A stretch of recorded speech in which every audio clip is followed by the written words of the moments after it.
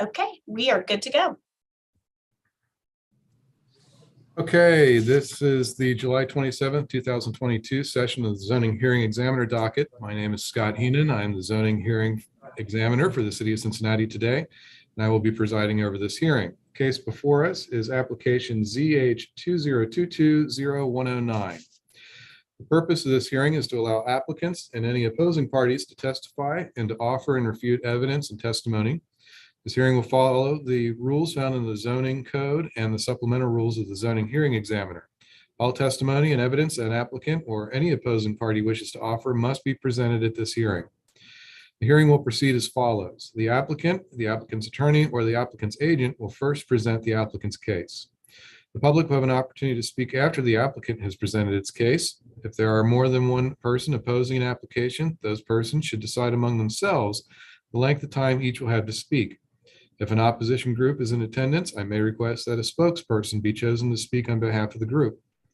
If the applicant is represented by an attorney, the applicant's attorney may cross-examine any person who has testified at the hearing. If a party of record is represented by an attorney, the attorney for the party of record may present witnesses after the applicant has presented its case and may cross-examine any person who has testified at the hearing. In the event that any party testifies or offers argument in opposition to an application, the applicant shall have an opportunity to rebut the testimony and/or argument offered in opposition. After the applicant has been given an opportunity to rebut any testimony and/or argument offered in opposition, any attorney for a party of record will have an opportunity to make a closing statement. Finally, the applicant will have an opportunity to make a closing statement as well. After all presentations have been made, I will close the hearing, and a decision can be expected within about 2 weeks. I may limit or exclude any testimony that I deem irrelevant or outside the scope of the application being considered. I may interrupt any speaker to ask questions or to make any comments. I may also refuse to consider hearsay testimony or documents. That means any evidence you would want to introduce that consists of a statement made by a person who is not present at this hearing, or a document that includes a statement of a person who is not at the hearing. In the event of any technical difficulties with the video conferencing technology, I may continue or postpone this hearing at my discretion. We do not have a sign-in sheet since we're doing this virtually, but I have down that we have Brandy Ash-Bresser, Emily Ahaus, Craig Honkamp, hopefully I said that right, Mitch Getz, and I believe that's everyone who's present at this time. I would ask at this point that anyone who plans on giving testimony today, they unmute themselves, raise their right hand, and answer out loud the following question. You solemnly swear or affirm that any testimony you shall give will be the truth, the whole truth, and nothing but the truth? Yes. Yes. Okay, with that, I will turn things over to the applicant. Great. Thank you very much, Scott. I appreciate it. And nice working with you on this project. I'm used to working with David Sturkey on the last couple, I think, that I've done. So this is good. Get a new face. And Emily, hello. Good to see you again. Trey did a great job. It was great working with him, getting everything set up and organized for this. So I am going to go ahead and share screen and kind of run through our application here real quick. Try not to spend too much time on it. I know it's got a lot of pages to it, but so yep, table of contents we can skip, application we can skip. So the two things that were before you then, Scott, is basically, since we are automatically a conditional use application, so that's the one thing. And then the second thing is the variance then, and the variance, as you saw in Trey's letter and our application, then is mainly for the parking. So here is Trey's letter then basically summarizing those two items then. One, the conditional use, and his second item then is the parking, which is basically for a variance of a total of 96 spaces. And I'll run through how that number's arrived at here in a moment. And then this is basically the response then that answers all the application questions from in that checklist then that goes through the need and all the other categories, buffering, job creation, tax benefits, all the things that are part of the standard applications that we have to answer, hours of operation, et cetera. Those are all in there for the conditional use, and that hopefully then you would agree that this is in the public interest. And I can, I guess, run through that in more detail if you were to have any questions. But given Walnut Hill's long history in the Cincinnati community, hopefully that should make sense to you. And then the numeric variants, excuse me, that we've outlined here, I'll go through as I get to the drawing sheets that kind of show that a little bit easier. But then again, answering all those questions related then to the numeric variants as well. And so the first thing then, here's the parking analysis summary that we submitted. So this first page is the overview of existing conditions out there. You can see where the existing school building is, the track, tennis courts, other areas out there where the driveway is and parking. So everything that's kind of shaded in that blue is on-site parking lots that we have tallied up over here in the chart then on the right. And then green, although we're not counting it, it does just show, you know, on-street parking within a certain vicinity, a certain distance. A quarter of a mile is what we use. I had to look at the chart there, within a quarter of a mile walking distance. Even though that's not used in our count, we did want to show that. So the summary of the existing conditions in the chart at the upper right of that page basically shows that the existing Walnut Hills High School requires 240 spaces per code. The stadium requires 400 spaces per code. Total site requires 640 if they were simultaneous uses, which in this case, they would not be simultaneous uses. And that's part of our reason that we feel like this variance can be okay. So existing site provides 520. So again, the building requires 240, the stadium requires 400 for a total of 640. The existing site is deficient by 120 by only providing 520. If you look at them as simultaneous uses, but if you look at them as non-simultaneous uses, then there would not be any issues at all. And then the proposed conditions, then you can see, and we'll get into this in as we go further in the application, the documents that were submitted in. But so there's two parts of this. One is a building addition building addition enclosure that does not impact parking at all. The second one is over in this area here is where a new classroom structure would be built. And you can see that that's over top of an existing, partially over top of an existing parking area. And that loses 54 spaces in that area. So then if we go back up to the upper right of that page, that's where our parking summary is then. And so the proposed use, you can see here, would require an additional 54 spaces. So now the high school academic portion of the building would require 294 spaces, the stadium 400 spaces for a total of 694 spaces. And is what is actually happening then, because that building addition is going over top of parking, we lose 40 parking spaces. And so or 42 parking spaces. And so we're down to 478, whereas we were 520, we're now down to 478. But our case that we would present before you, Scott, is that basically, you know, the stadium operates non-simultaneous to the academic part of the building. You know, so when school's in session, you would never have a stadium event, which is typically what a Friday night football game or something like that, when the stadium would be at maximum capacity.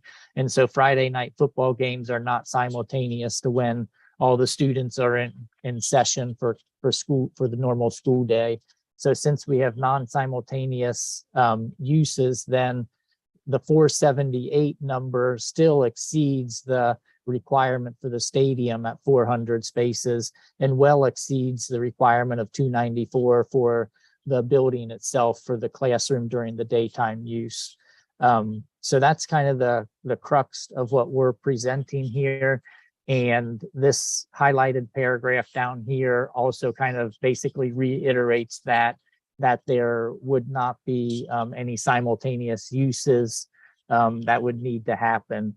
And then if something were to be, you know, I don't know how much standing room they would get on a big rivalry for a Friday night football game and stuff, that there is still all that available on-site park or on-street parking, where granted that is in the evenings and maybe a little bit harder to find, but spaces could potentially be found out there too.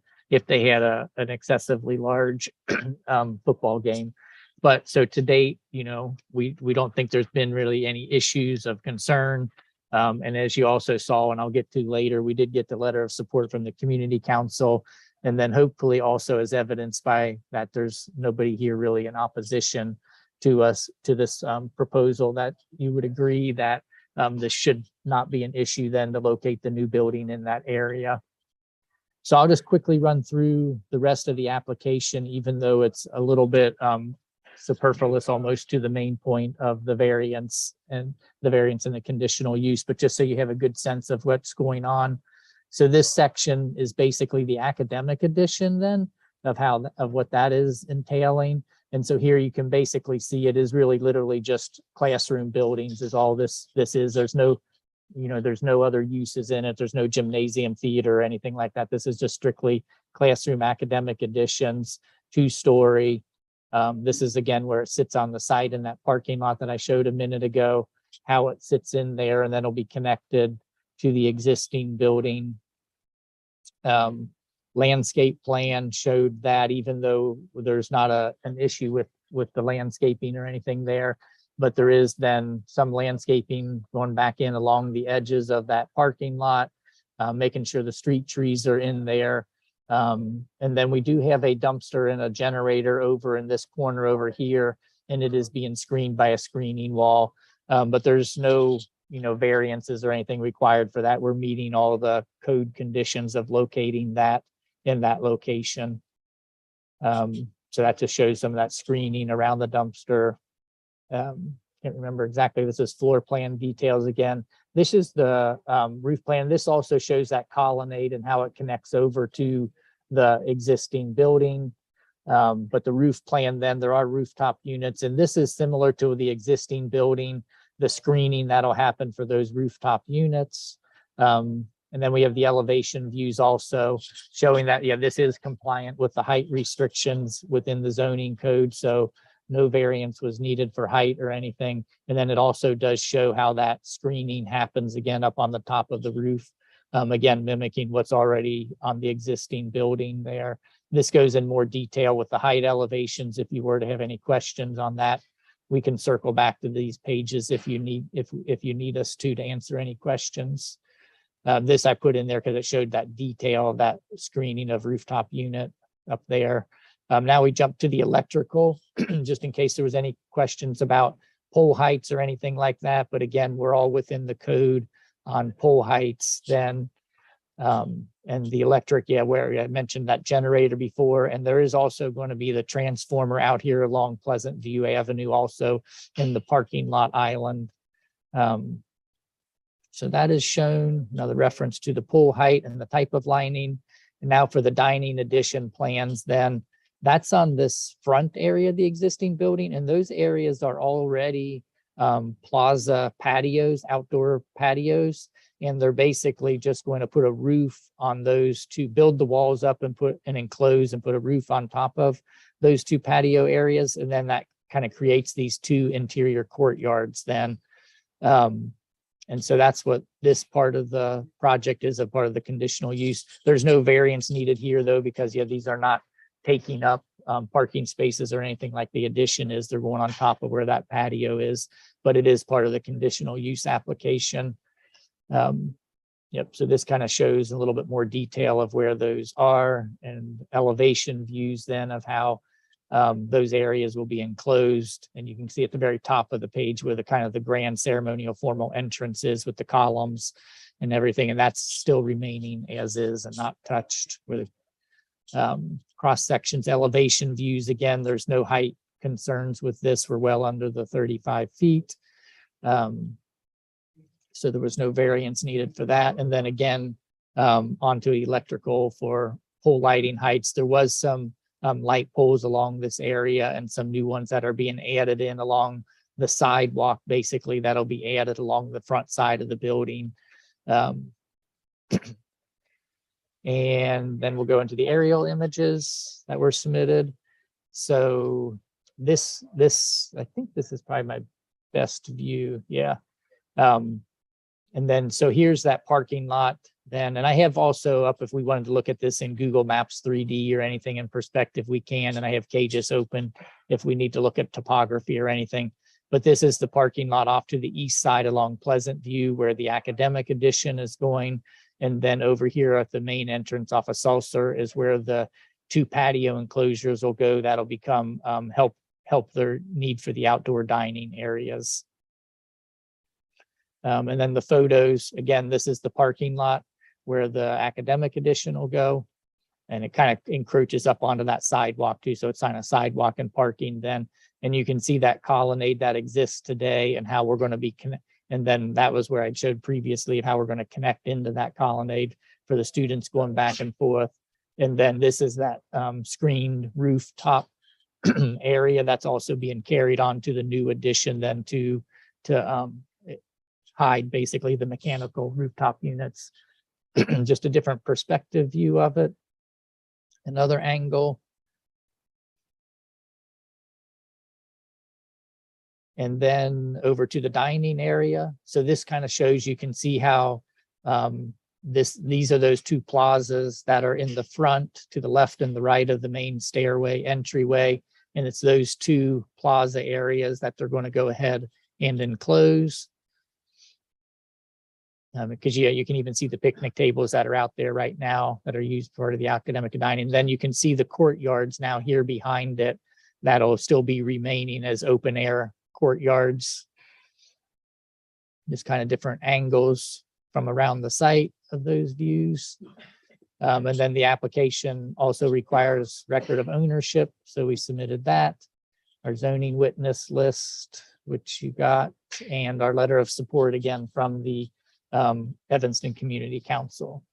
So that, I guess, Brandy, if you have anything you want to add to the presentation, otherwise that'll close our portion of the presentation then, Scott.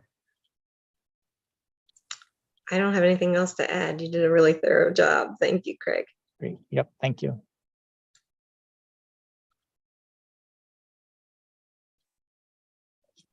Okay, then at this point, I'll open it up to the public for any comments, and we'll start with the staff report. Yes, so I think Trey Sheldon's staff report really articulates our evaluation of the project. He's out of the office today, so I'm filling in for him. This is a long established use with limited ability to redevelop within the existing site to both maintain the existing parking and adequately update and expand the school facility to meet their current needs. Our overall evaluation is that the proposed work will not result in adverse effects to the surrounding properties, and it is in the public interest. What's being proposed is similar in character and in the amount of relief being sought to other high school expansions in the vicinity and throughout the city that we've seen in recent years. So it is a substantial property right enjoyed by others. And I think Craig did a really good job of outlining the sort of shared parking, which is not accounted for in the way the zoning code evaluates parking, but with 294 spaces required for the school use and 400 for the stadium. These are not going to be fully occupied simultaneously, and the 478 spaces provided on site will address the parking need for both of those uses, which have different peak times. Happy to answer any questions. I don't have any questions for you. I will go back. Was there anybody? I don't think there's anybody else that was here that was planned speaking on if Mr. Getz had anything to add. I think he's with the applicant. So let me ask that the community council did submit a letter, and the staff is recommending that the conditions that the Evanston Community Council suggested that those be imposed a condition to this. Is the school fine with that? Yes, Yes. they are. Yep. Thanks, Brandy. Yep. Okay. In that case, does the applicant have anything else they want to add? Nope, I do not. Thank you. Okay, hearing nothing, then I will go ahead and close this, and hopefully I'll get a decision to you within 2 weeks. Great. Thank you very much, Scott. Appreciate it. Thanks, Sure. Emily.